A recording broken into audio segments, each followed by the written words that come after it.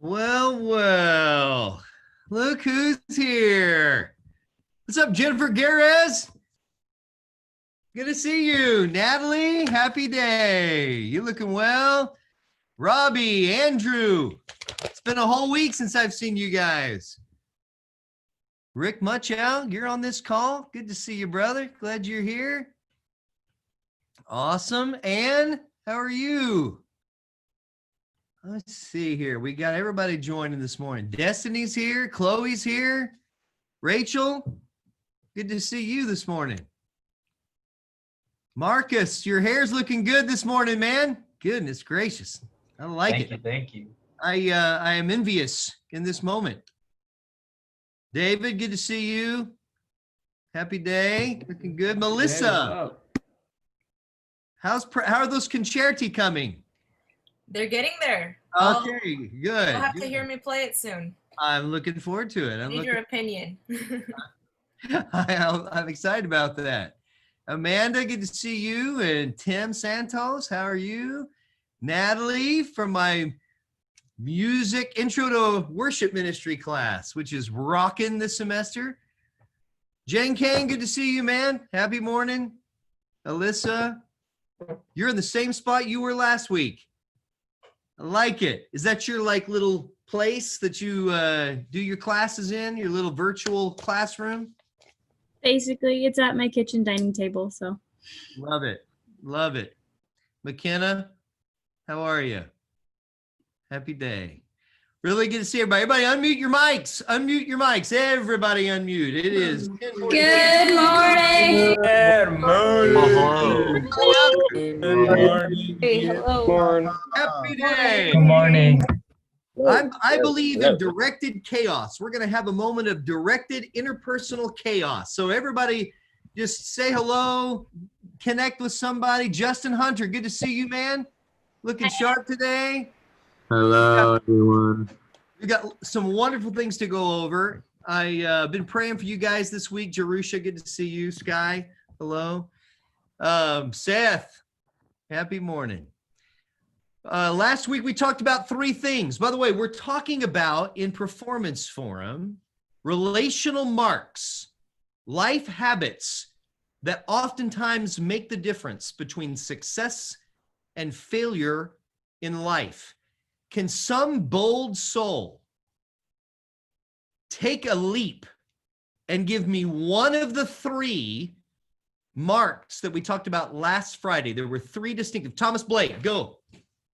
Mark of respect. The mark of respect, respecting the person, respecting their perspective, and respecting their position. We owe that respect because we are made in the image of God. We are his masterpiece, all of us in our design, no matter what we look like or where we're from or where we come from, any of our distinctives, those are chosen by God for us, and we owe that respect to one another. Somebody else, in addition to respect. Indiscriminate generosity. Indiscriminate generosity. Oh my goodness. Have you taken this to heart and began to be generous indiscriminately with those whom God brings in your path? It's so important. We do that for two reasons. Number one, because that's like Jesus. Jesus was indiscriminate in his generosity, in his attention, in his affections. He actually spurned the important people of the day who could have given him advancement in the corporate or the professional ladder. The church leaders, the Sanhedrin, those were the ones who he had conflicts with. Who did he reach out to? The least of these, the outcasts of society. That's the opposite of what we typically do, right? We typically turn it on and lavish generosity on those who we think can advance our career or our objectives. But when it comes to people that we kind of sense we don't have anything to gain from, we are kind of stingy with them. That oughtn't to be the case. Number one, because it's not like Jesus, but number two, because what goes around tends to come around. And those very people that you don't give the time of day or you're not generous with because you don't think that you need to for your own advancement, more often than not, that comes back to bite you and those roles are reversed. That is a practical law And it's not just a professional law, it's a scriptural law. You reap what you sow. Galatians chapter 6. If you sow corn, what are you going to reap, Matthew Patterson? If you sow corn in the ground, Gonna reap corn. you're going to reap corn. That's right. Joseph Lopez, I love your setup you have in your room. If you sow tomatoes, what are you going to reap every time? Tomatoes. Y'all are geniuses. I love it. So we sow seeds of generosity indiscriminately with the people in our lives. That's a mark, a relational mark that we need to all have. What was the third one? Somebody else. Deference. Deference. Limiting my rights and freedom in order to protect the well-being of others or serve the needs or the desires of others. Whether it's your wife wants to watch Cobra Kai and you want to watch The Office and you defer and watch Cobra Kai, or it's that you're not going to say things that might be offensive to others or might be a trigger to others. You may have the right to say them. You might have the right to do them, but you're an unwise person if you plant your flag on your own entitlements and your own rights and you don't use discretion in what you say and do and protect the desires and needs and the psychological well-being of others and the spiritual well-being and the physical well-being. That is Christ-like, to live a mark of deference. By the way, why am I using the word mark? McKenna Deigelman, why am I using the word mark? Because you want it to last. That is a great answer. But it's I not. received it. Maybe the wrong question in a way, but it's a great, it's on the right track for sure. Somebody else, why am I using it? I mentioned this at the beginning of Performance Forum last week. Matthew Stump, why am I using the word mark? This is for like bunch of extra credit right here.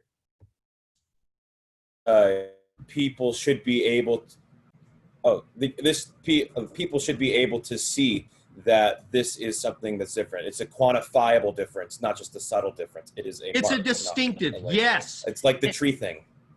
The tree thing, that's what I'm looking for. Can you unpack that a little bit more? Alyssa Norholm, can you unpack the tree thing? What did I say about a tree? What does the word character actually mean? Comes from a Greek root, which means to mark or to label, like as in a tree. It's like cutting into, making a crevice. In other words, you got a bunch of trees, but you come across this tree and it has a distinctive mark. Somebody marked their initials in it. They marked a design in it or something. It's the distinctive of that tree from everything else. That is what character is. It's your marks, the marks you carry that tell everybody who you are, show everybody who you are inside and what your habits are as a person. That is why we use the word mark. All right, everybody, we're going to dive into 3 more incredible marks that I want to challenge you to in your relationships today. But before we do it, everybody, it's been a long week. Everybody unmute your mic and let's stand up and do a little physical exercise. Go. Everybody on your feet. Everybody on your feet. Do your arms like this. I'm going to turn my mic up this way. Everybody's got to do it. Everybody's got to do it. I don't think my head's going to get that short. All right, reach for the sky. Reach for the sky. A little calisthenics this morning. Stretch. And touch your toes. Touch your toes. No pain, no gain, folks. Touch your toes. Good. Shake your arms out. Shake them out. Run in place. Run in place. Take a deep breath. Go.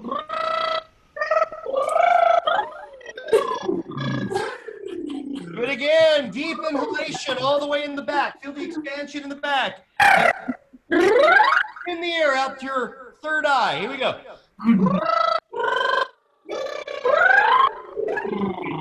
Get your face out. Out. That's a beer. Lisa, how are you today? How's life? Good. Glad to hear it. All right, everybody sit down. All right, here is mark number 1. Do you have your black book? This is an interactive experience. Do you have your black book? Yes, sir. All right. Get your pen out. Get ready to learn and discuss together. We're going to do the same thing we did last week.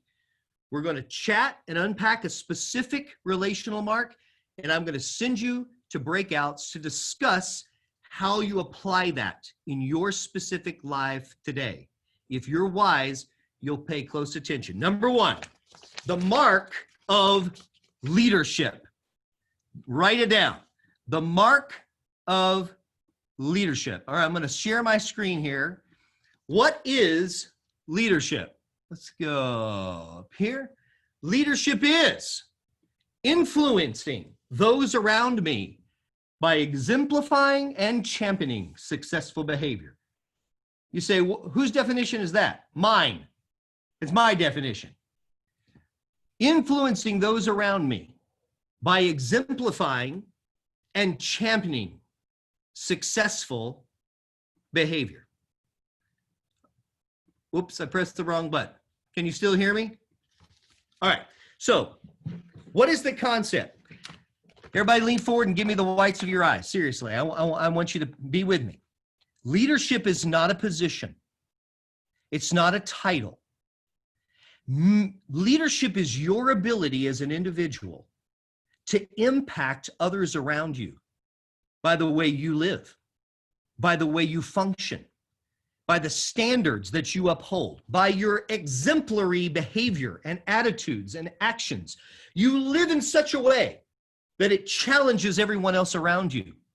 It doesn't mean that you're the dean of something or you're the director or you're this. Can you be a leader and just be soprano 2, number 3 in an ensemble? Absolutely you can.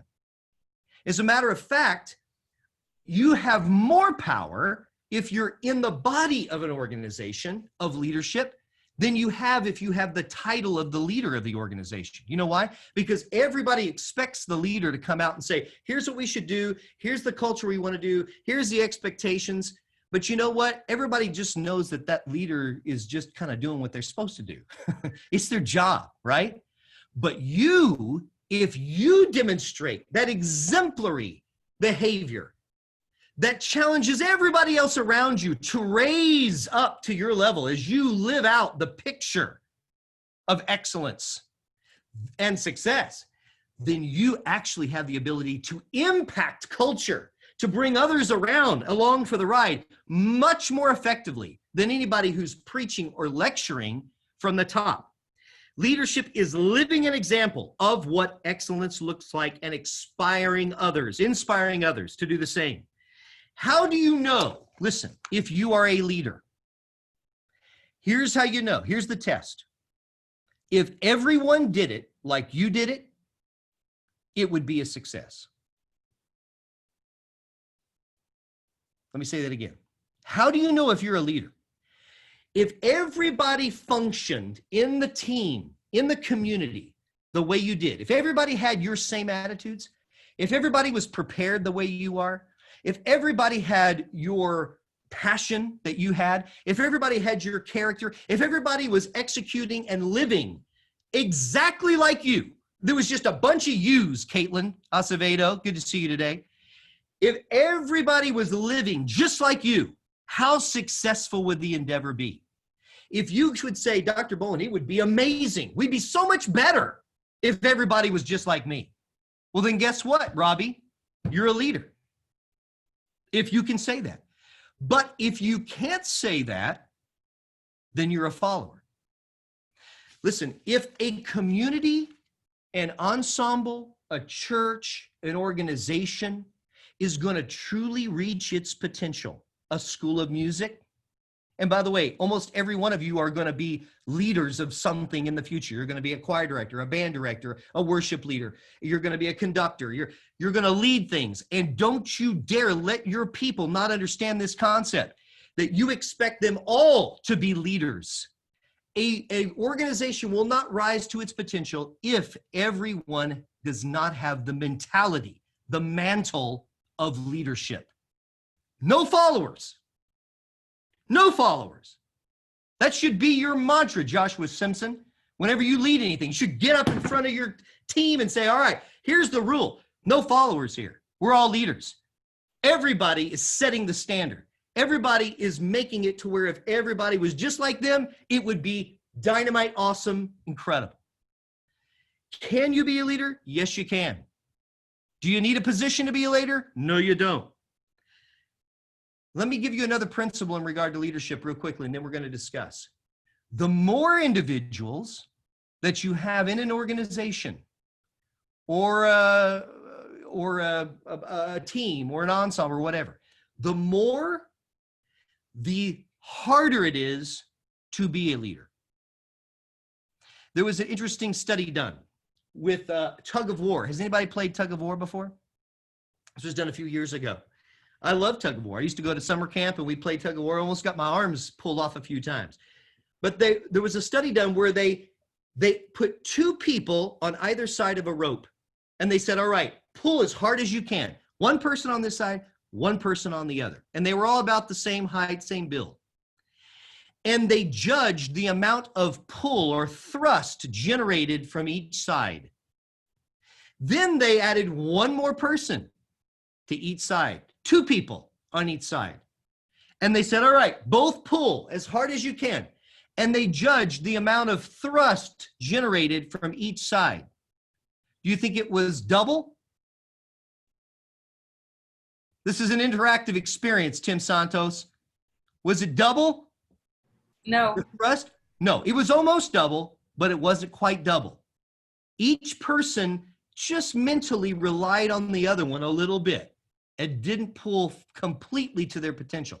Then they added three. What do you think happened? Was it triple?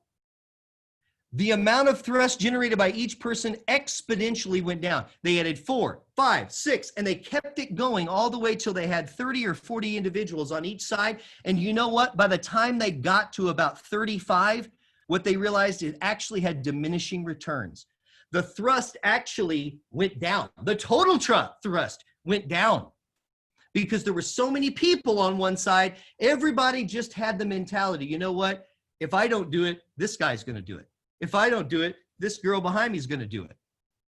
Do we somehow times have that mentality when it comes to our ensembles, when it comes to our endeavors that we're in with others, organizations?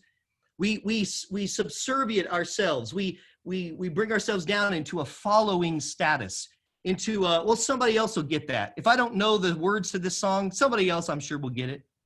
If I don't know my notes here, I'm sure the second violin will cover it.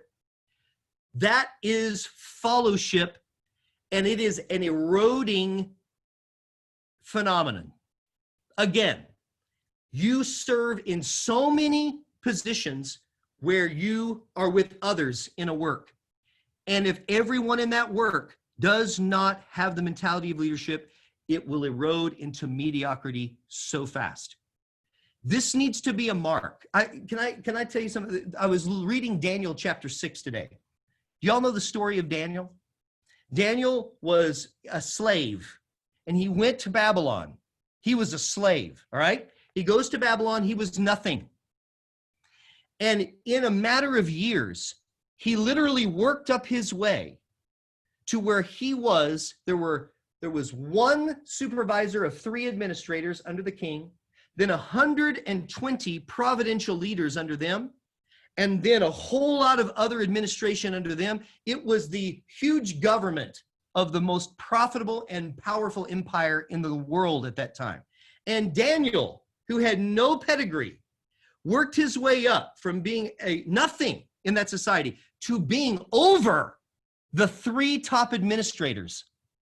And you know how it happened? It's in the first 2 verses of Daniel. It says that there was a spirit of excellence found in him. And the king noticed it, and he rose every single layer. Do you know why Daniel got a title? Because he was a leader before he had the title. If you want to be a leader someday, it starts now. You don't wait till you get a title to be a leader. You're a leader today. And you make it a lifestyle to set the standard, to inspire others, to come along with you, to be the best that y'all can possibly be. If that's your mentality of leadership, then you will do great things, you'll have great influence, and God can use you to impact in ways that you can never imagine. We're going to take a second, and I'm going to ask Mr. McClay to send you into groups, and I want you to discuss how can you in your life today, in the School of Music, in the communities, in the circles in which you operate, how can you be a leader and have that mark consistently? 1, 2, 3, go. Go chat.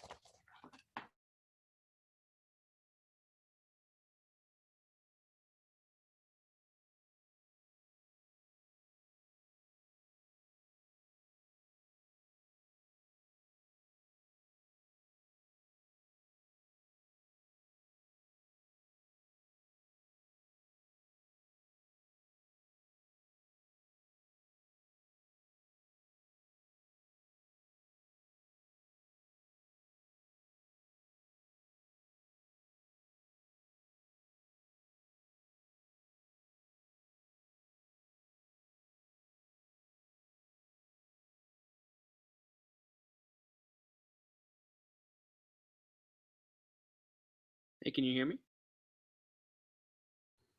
Yeah, did you not get an invite to move? Oh, I'm sorry. No, I don't think I did. Let me see.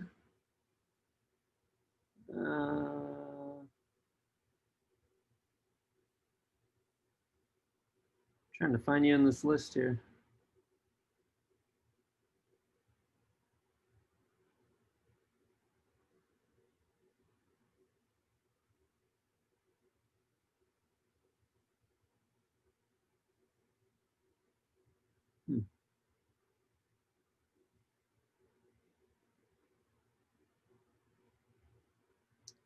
Well,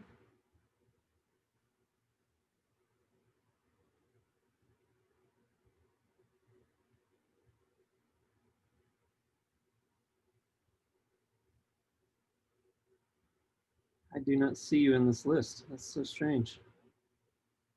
It might have been my internet has been acting up, so it might have interfered with the transfer.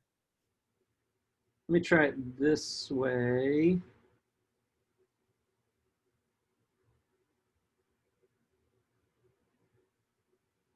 You get something now? Nothing. Are you using the Zoom app or using the website? The Zoom app. Interesting.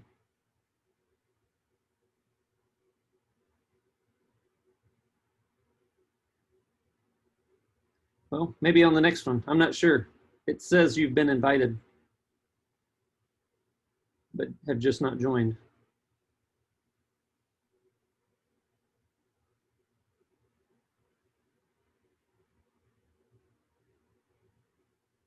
It gives me the option to join breakout room down here.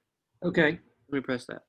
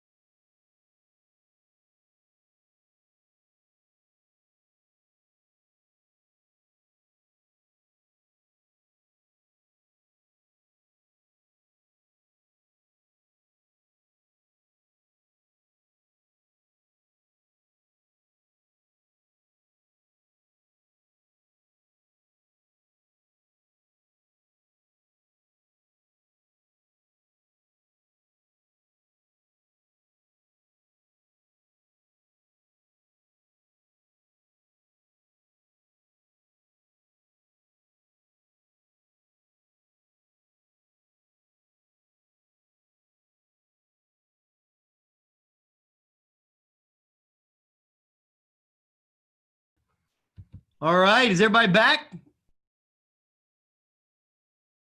Yes. Emily Waters, are you here? I see I'm you here. somewhere. Happy day. How are you? I've been Brandon Rose. Well, that's great. It's good to see you.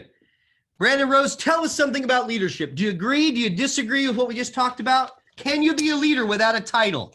And is it important? Yes, you can be a leader without a title, and it is very important. How you kind of exemplify yourself can either build up or tear down the people around you. So it's very important that you're on top of your game. Love it. Well said. Everybody give Brandon Rose a rousing round of applause. Unmute your mic so he can hear you. All right. I love it. All right. Next, get your pencils out. Next quality, next mark. Ben. Good to see you, Ben Moore. Ben Moore to see Stewart, you. right here in front of us. Yeah. In the flesh. That's me. All right. Second mark today. The mark of inspiration. Inspiration. All right. I'm sharing my screen. What is inspiration? Inspiration is harnessing the power of motivational vision rather than fear, guilt, or manipulation to challenge people to greatness. Let me say that again. Harnessing the power of motivational vision rather than fear, guilt, or manipulation in order to challenge people to greatness. There are two general approaches to leadership that I've seen as marks in people's lives. I've seen marks of inspirational leadership, and I've seen marks of dominational. I don't know that that's actually a word. Inspirational and, how do I want to say this? Inspiration and domination. That's what I'm trying to draw the connection to. Many people lead by dominating those who are underneath them. They influence by dominating. What do I mean by that? I mean, they're pushy. They make you feel guilty if you don't do what they want you to do. They set up guideposts of fear. They generate a culture of fear that if you don't do this, you're going to be embarrassed. If you don't do this, there's going to be substantial consequences. They manipulate people into doing what they want them to do. They're belittling in public if you don't do it. And they try to lead people to greatness or lead people to a result, but they do it by dominating them and not inspiring them. And the problem with that is this: actually dominating people who you lead can be effective for a while, but it only lasts so long. And it begins to erode into a toxic environment. And before long, people will not be led anymore that way. They're going to revolt. They're going to get out of there. They're either going to leave or they're going to foment insurrection, as Dwight Schrute would say on season 5 of The Office, episode 5 or whatever it is.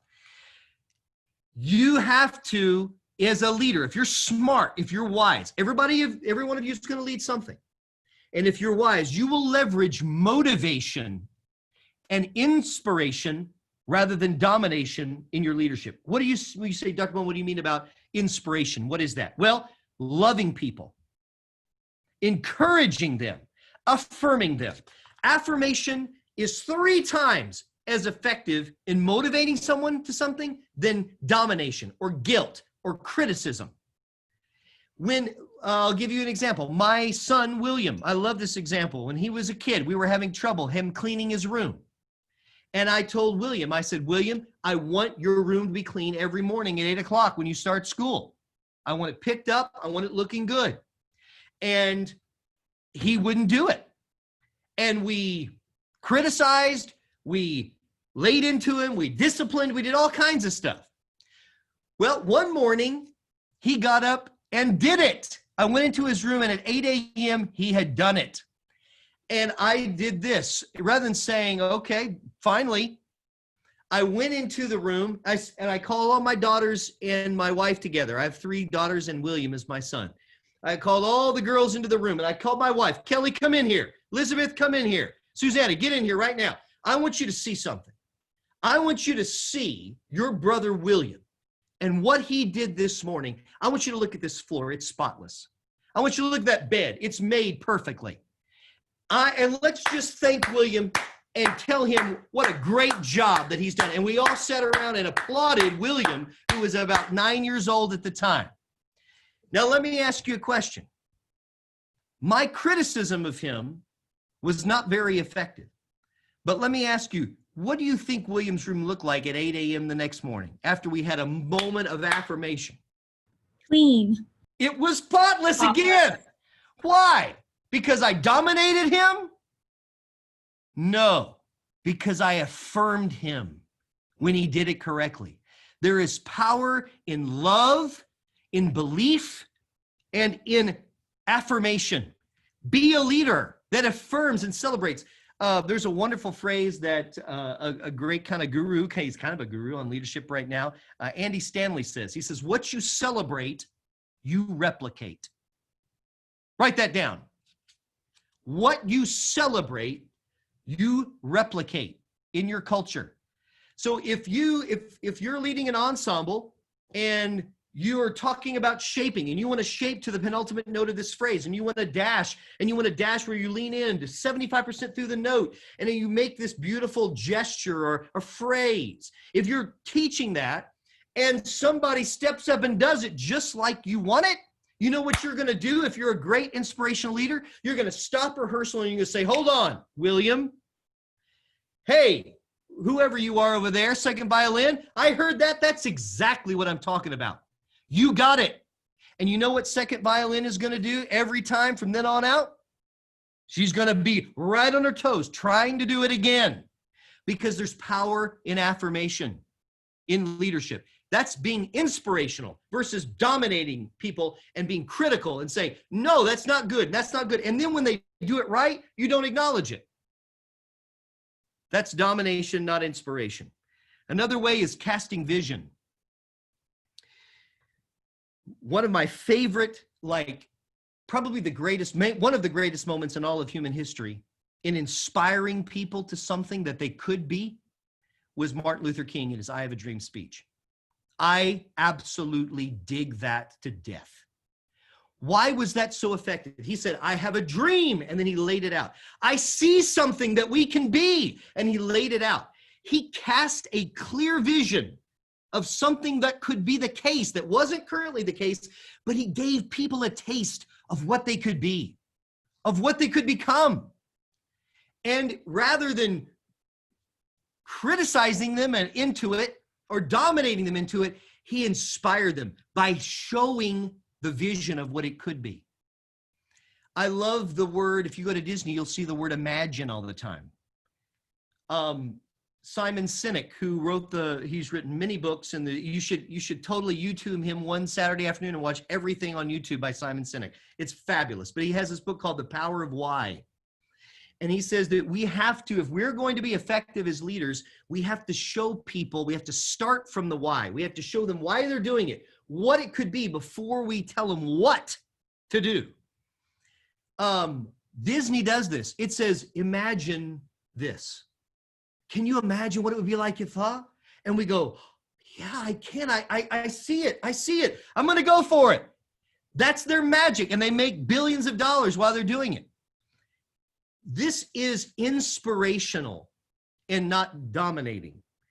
If you want to be a great leader, you have to lead by inspiration. Now, another part of inspiration versus domination. Second insight into this, that's the first insight. Second insight, I'd say, is using intrinsic and extrinsic motivation in dealing with people. Okay, there's two types of motivation. Can you stay with me? This is getting a little bit in the cracks, but it's so important. All right, listen. People only do what they want to do at any given time. Let me say that again. People only do what they want to do most at any given time. Are you hearing me? You say, well, I don't think that's true, Dr. Bolin. What if I want a diet and I want ice cream? Well, at any given time, whichever one you want most, a 30-inch waist or whatever it should be. If you want a 30-inch waist, or do you want ice cream? You may want them both, but at any given time, if you want ice cream more than you want a 30-inch waist, you're going for the ice cream. And as long as you want the 30-inch waist more than you want the ice cream, you're going to say no to the ice cream. But if those tables are in balance, and at any time, whichever one you really want the most, that's what's going to dictate your choices. So the craft of leadership lies in motivation, motivating, stirring people's desires towards something. If you want to lead them somewhere, and there's two ways to do it. There's extrinsic motivation, E-X-T-R-I-N-S-I-C, extrinsic, and there's intrinsic, I-N-T-R-I-N-S-I-C, extrinsic and intrinsic. What is extrinsic motivation? Let me ask a question. How many of you have been to summer camp at church or some camp experience? Did the youth pastor, when he was promoting summer camp, did he get out and say, hey, students, I want you to know, we're going to this camp and we are going to get out our Bibles and we are going to study God's word for 8 hours a day. We are going to be just totally enriched and like seeking the Lord. It's going to be hardcore, and we're not going to do, it's just going to be that sort of an experience the whole time. Probably not. Probably what your youth pastor said was, students, come with me to student camp. There's the blob. There's the pool. There's pizza every night. There's awesome blah, blah, blah, blah. He was extrinsically motivating. Extrinsic motivation is something that appeals to our sense of what we want, perks, bonuses. You know, back in the day in church life, we used to have bus ministries where buses would go through neighborhoods and pick up kids and bring them to church who didn't have parents. Well, you know what one of like the big motivational tactics was back in the day in bus ministry to get kids to come on the bus to go to church? It wasn't to come, they didn't put a sign on the side that said, hey, come to church and listen to some guy talk for 50 minutes in service and preach to you. That's not what they used. They had suckers. They had a basket of suckers on the bus, and they would bring kids in. If a kid came to Sunday school and church, they got a sucker on the way there and on the way back. That's an extrinsic motivator.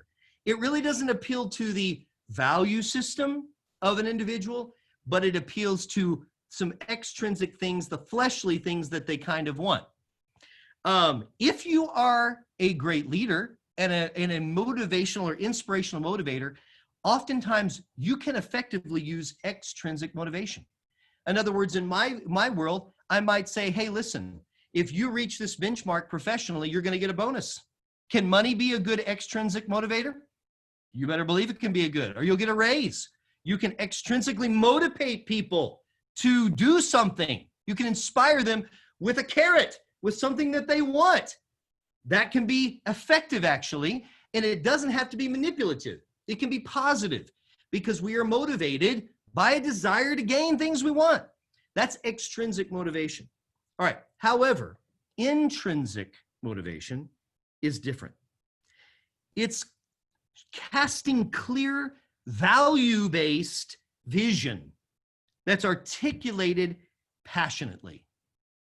It doesn't really stir what you want on the outside, your human wants, but it speaks to the heart and values of an individual and stirs them internally.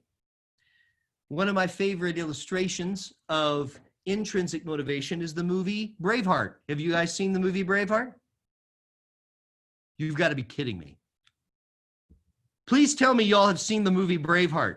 Yes. Y'all are Yes, such I have. Gen Zers. I know it was made before you were born, but you've got to go watch Braveheart this weekend. Right, there is this scene. It's a famous scene in Braveheart. Mel Gibson's, they're about to go across and fight the English, all these Irish folk. It's the Battle of Bannockburn. It's the big moment.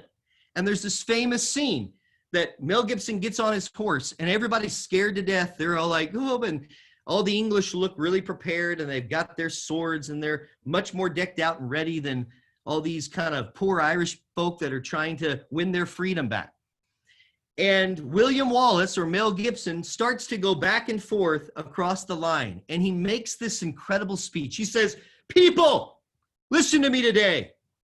He says, "In just a second, I'm going to blow this whistle." Or he didn't say that, but I'm going to shout or something. And all of us are going to cross this battlefield. And I want you to know, you're probably going to spill your guts today. I want you to know there's nothing out there. You're probably going to die on this battlefield today. And we're all going to, though, we're going to do it together. And you know why? Because these people over here, they're trying to dominate us and steal our lives from us. And they may take our lives, but let me tell you what they'll never take. They will never take our freedom, he says. And the entire army goes, and they storm across and beat the English. Now, did William Wallace that day say, "Hey, everybody, I've got a sucker for you. If you will cross the battlefield and beat the English"? No. There was no extrinsic motivators there. He wasn't appealing to their outward sensibilities, what they wanted. What was he appealing to? Their inward values, their heart. He wasn't offering pizza or the pool or any of those things. He was offering actually the opposite, but he was giving them the opportunity to step up and matter, and motivated their hearts toward a worthy cause to make a difference in their lives and their families in the world. That is intrinsic motivation. Listen, if you want to be a great leader and lead inspirationally, inspire people to greatness that follow you in your community, you'll leverage both of those. You'll understand the power of extrinsic and intrinsic motivation, and you'll use them to inspire people and motivate people to do great things. And then the third thing I would say is this. I'm trying to illustrate it right now. If you want to inspire people, you've got to be passionate. Everybody look at me. Lean forward and give me the whites of your eyes. I'm losing you. You have to be passionate. People will not come with you if they don't feel that you believe in what you're doing. They just won't. And some people do believe in what they're selling, what they're motivating others to do. They believe in it, but they don't act like it. And if you want people to rally around you and your vision and your call for them to achieve greatness in whatever platform you are operating in, if you're going to do that, you must be passionate. You must communicate to them by your presentation or your delivery your own commitment to what you're talking about. And if you don't communicate by your presentation of it that you believe in it and that you're committed to it, they ain't going. They're not going to be inspired. Now you say, "Dr. Bolin, are you telling me that I have to be like you all the time and yell and hit things and stuff like that?" No, I'm not saying that. You have your own personality. But let me tell you this. People better believe you believe in what you're talking about, else they're not going to be influenced by you. Else they won't be inspired by you. So whatever that means for you as a conductor, as a leader, as a principal, as a businesswoman or man, whatever, as a dean, a faculty member, whatever you're, a worship pastor, worship leader, whatever that is for you, you have to communicate. If you're going to inspire others, you have to communicate in a passionate way that reflects your own heart and commitment to what you're talking about. So number one, when I'm talking about inspiration, motivate through inspiration and not domination. Love people, affirm people, cast a vision. Let them see what in their imagination, what it could be, and let that be a motivator, which will spark energy and not depression in the community. Number two, use both intrinsic and extrinsic motivation. Understand the two and leverage them for the good of the people who are around you, to challenge them, inspire them to greatness. And then number three, you better be passionate yourself. You better communicate that passion in your own delivery. All right, take 4 minutes, find out if, discuss how you might apply that in your own personality and in your own leadership right now. Jacob DeRue, you're on this call. Good to see you, man.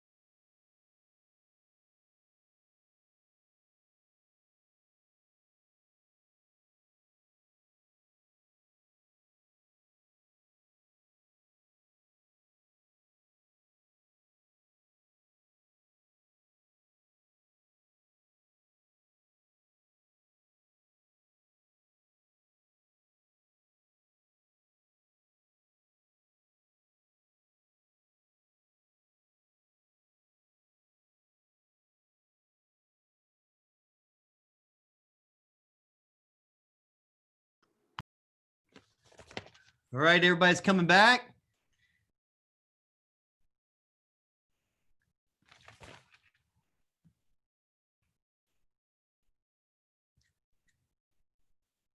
Savannah, good to see you in the car today. Looking good. Isabella, Hello, Dr. Bolin. how are you? I'm doing well. How are you? How's your semester going? Oh, she's going. She's going. Let's She just. is she? New Year's a little bit busy, but it's fine. It's fine. Everybody, you need to get to know Isabella. She is like one of the most wonderful people in the world. If you don't know her, you need to get to know her. That's great. Faith, you're kind of dark this morning. You're kind of in a cave or something. Oh, no, it's my bed frame. I don't have my light on right now. Wow. Did you ever think last year that on a Friday morning in university work, you'd be sitting in your bed with the lights off attending class? It's amazing. Definitely not. Yeah. Maybe not so amazing. I'm looking forward to getting back. I don't know about you guys. We're going to try to make it happen as soon as we can. Amen. Amen. All right. So inspiration, very important mark if you are going to impact others in a positive way. Number one, idea of the day, leadership. How to be a leader in any environment. Number two, being a, what did we just say? Oh yeah, inspire of people. Number three, here's the last one. You ready? Number three, Matthew Stump. I know you're with me. All right, here we go. The third idea today is that of restorative confrontation. The mark of restorative confrontation. All right, this is a little medley today. This is a big one. What is this? First, let me read the definition. Honoring others with authentic humility, direct honesty, and reconciliatory outreach in the midst of inevitable conflicts, I would say. Conflicts, but I would probably amend that to say inevitable conflicts. Honoring others with authentic humility, direct honesty, and reconciliatory outreach in the midst of inevitable conflicts. All right, everybody listen to me. Have you ever been in a conflict? If you're going to be impactful and reach your potential in life, you got to know how to deal with conflict. Because conflict is a part of life. You know why conflict is a part of life? Is because we're different. 1 Corinthians 12 tells us that we're all different people. Some are an eye, some are a finger, some are an arm. You know, we're different. And so differences, sometimes they breed some conflict. We're human. We're not perfect. You're not perfect. I'm not perfect. We don't see everything there needs to be seen. And we're kind of self-centered by nature, us humans. Would you agree with that? We don't naturally look at everybody's perspective. We don't naturally think of everybody first. Most of the time, we kind of consider ourselves first, our own needs first. That's our sin nature. and we don't see the whole picture. We're kind of tunnel vision. So you get all these people together that have all those issues or all those distinctives, and you know what you're going to get? Conflict, offense, problems. And if you're going to be effective in life and successful in life, you need the relational mark of restorative confrontation. Here's the principle. Conflict exists, but if we don't deal with it correctly, it spirals into distrust, bitterness, and can pollute and splinter a relationship, a community, or even a culture, or I would add even a nation, or a world for that matter. So how do we deal with it? We typically have three choices. When someone offends us and we have conflict, there's a rub. Number one, we let it stir inside and we let it make us bitter. How many of you ever done that? You sit on it, you stir on it, you think about it, it owns you. You can't stop thinking about it. What happens when that happens? It creates a swirl of bitterness and the roots go far down, and it can literally impact your effectiveness in everything you do. It can erode who you are as a person, it can turn you into something totally different. It even can be a health hazard, and there's research on that. Number two, we badmouth the individual behind their back because it sort of gets it off our chest. We speak to others. You know what they did? I can't believe they did it. And then all of a sudden, if everybody does that, what do we have? We have this network of everybody downing everybody else for what they've done, when oftentimes they themselves have done much of the same thing to others. Or the third option is we confront the person for the purpose of restoring the relationship. Confronting the person for the purpose of restoring the relationship. The idea of restorative confrontation seems like a paradox. Confrontation, right, is ugly, right? Confrontation is angry. Confrontation is amped up, right? No. Confrontation is creating a setting or an engagement that isn't for the purpose of additional conflict or expression of anger or getting back or getting even, but rather the opposite, to restore a relationship. Confront somebody for the end of restoration.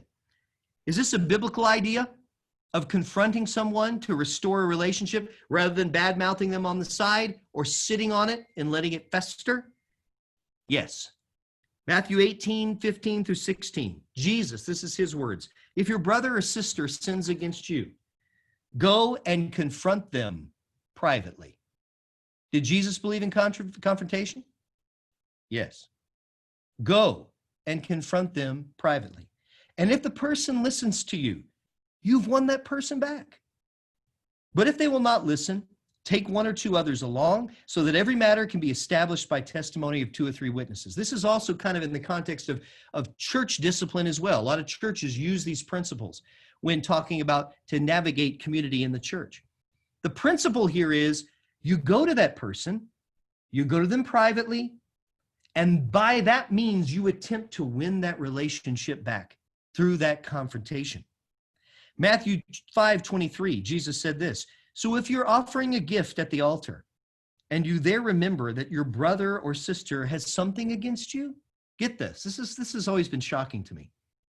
You leave your gift there before the altar and you go away, and first you find reconciliation with that brother or sister, and then you come and worship me. Then you come and offer your gift. What Jesus was saying is this, don't come to me and worship me. Don't come to me and say, I love you, I give my life, I surrender, when you've got relationships that are bad and eroding and bitterness between you and your brothers and sisters. I don't want to hear it. You go deal with that, and then you come back and worship me. This is very important to the Lord. So, what do we do? We've got 4 minutes, and I'm going to try to get through this. Are you ready to listen fast? Because it's so important. If we don't get through it, I'll push some to next week, but it's so important. What do you do when someone offends you and you're offended? First, there's 2 things. First thing you do is you look in your own eyes. Matthew chapter 7, Jesus said, you don't judge others, else you're going to be judged in the same measure. And he basically says, this is my translation. He says, why are you trying to pick out the splinter in your friend's eye when you've got a huge log in your own eye? This happens constantly. Have you seen it? People are super persnickety when it comes to everybody's behavior, but they've got logs stuck in their own eye that they can't even see. Don't ever, when someone offends you, it's actually a great opportunity to self-analyze, because all of us have blind spots, things that we've got problems with our eyes, we've got logs in our eyes, and we tend not to see them.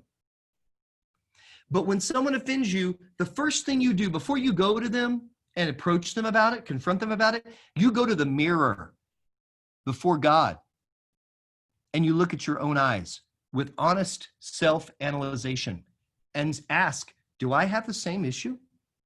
Do I have a log in my own eye? And first, you clean out your own eyes before the Lord. And then you can see it clearly. Matthew 7 says to go pull out the splinter in your friend's eye. So the first thing you do when someone offends you and you're upset and there's conflict, go to the mirror. Look at your own eyes. Number 2, you go to them. Number 2, you go to them. How do you go to them? I'm going to run through these. Number 1, in private. Don't confront somebody in the hallway with a bunch of friends. It puts them on the spot. It's not generous and gracious. Matthew 18 says, you go to that person in private. Not on social media, hurrah, hurrah. You don't air out your issues on Facebook and Snapchat. You go to their turf if you can, and you do it in private, and you sit down. That's the first way you go to them, in private. Second, in love and affirmation. Over and over in the scripture, God tells us to love one another. It should be the motivating factor of everything we do. We should have a spirit of love, and we should have a spirit of love when we confront others. So listen, this is so important. When I typically do this, if you ever hear me say these words, it means I'm getting ready to confront you for restoration purposes. If I say, hey, listen, I want you to know that I love you, and I'm here today because your relationship means so much to me, and I want to protect it. Let me say that again. Listen, I want you to know how much you mean to me. Your relationship, your friendship means so much, and I'm willing to do everything that I possibly can to protect it. I'm here today because that's my goal. If that's the way you enter, it's a totally different thing than saying, hey, we gotta have a talk. You approach him in private, you approach him in love and affirmation of the relationship. And by the way, your tone is so important. All of us are musicians. We know this to be true. Tone is important. Scripture says a soft answer turns away wrath, but amped up words, they stir up anger. I literally had a pastor several years ago that when he would have to deliver bad news, he was a master at this. He would lower his voice like this, and he would say, now, Joseph, I'm really disappointed with what you're doing. But he wouldn't go, Joseph, I'm really disappointed. He would lower his voice because he was strategic in not stirring up reaction. He came in lovingly in his spirit and in his tone. All right. Can y'all hang with me for 2 more minutes and we finish these? Can we do it? So number 1, in private. Number 2, in love and affirmation. Number 3, in honesty and clarity. Listen, if you don't have your facts straight, you have no business going to someone. You need to really think through and make sure you've thought through, do I have my facts straight on this? If I hear a report that someone did something, but I don't know for sure, and you approach them as if it did happen, that's a problem. You need to make sure you know what you're talking about. Gain clarity about it. And then be honest. Psalm 24:26, an honest answer is like a kiss on the lips. Everybody say that with me. An honest answer is like a kiss on the lips. Everybody, one more time. An honest answer. Betsy and Dom, we've got a kiss cam this morning right there with you guys. You want to show us what an honest answer looks like? I'm just kidding.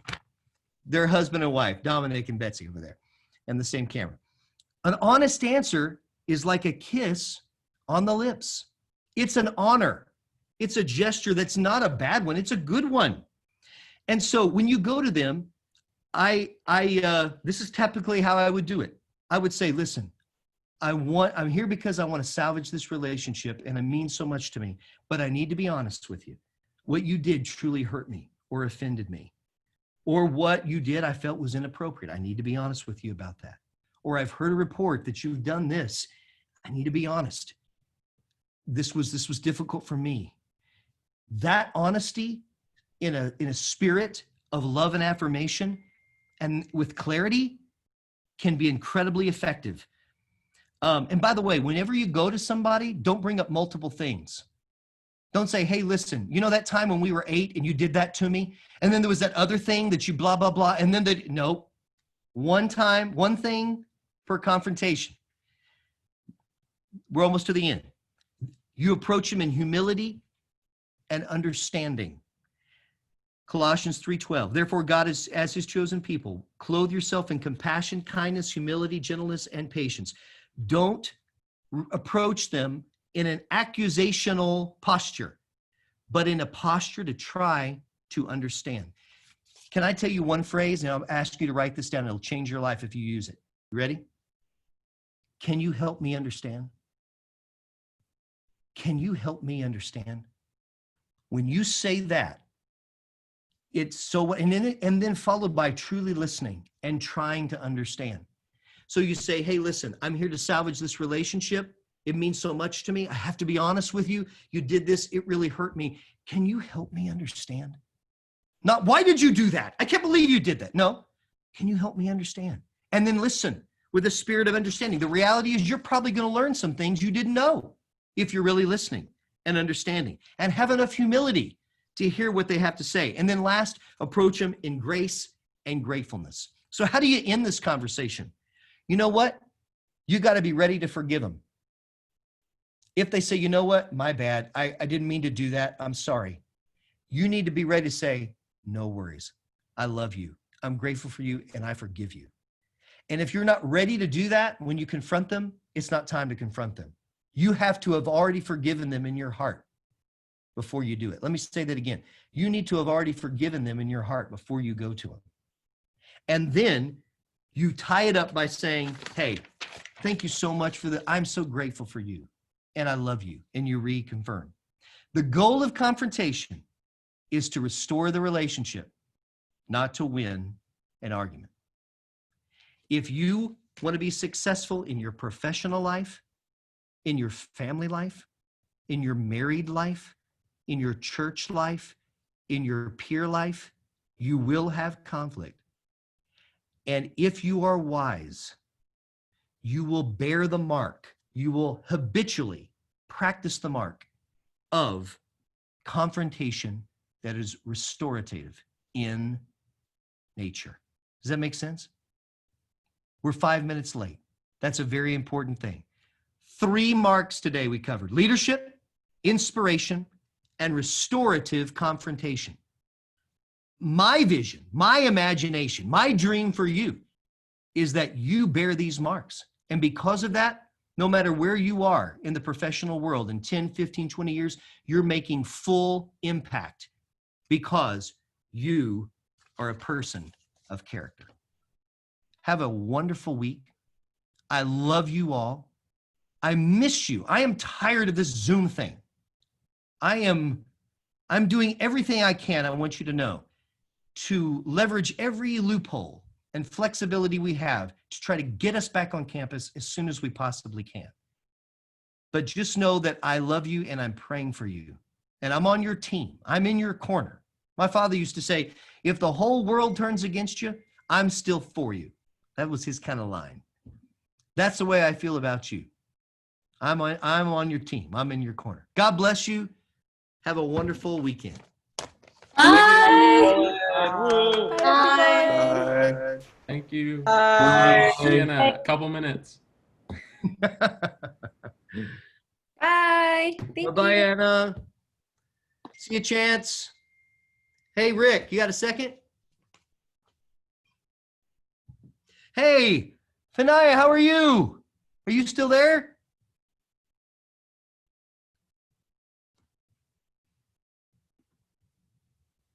Hey, Mr. McClay, can you leave, can Rick and I sit on here for a minute?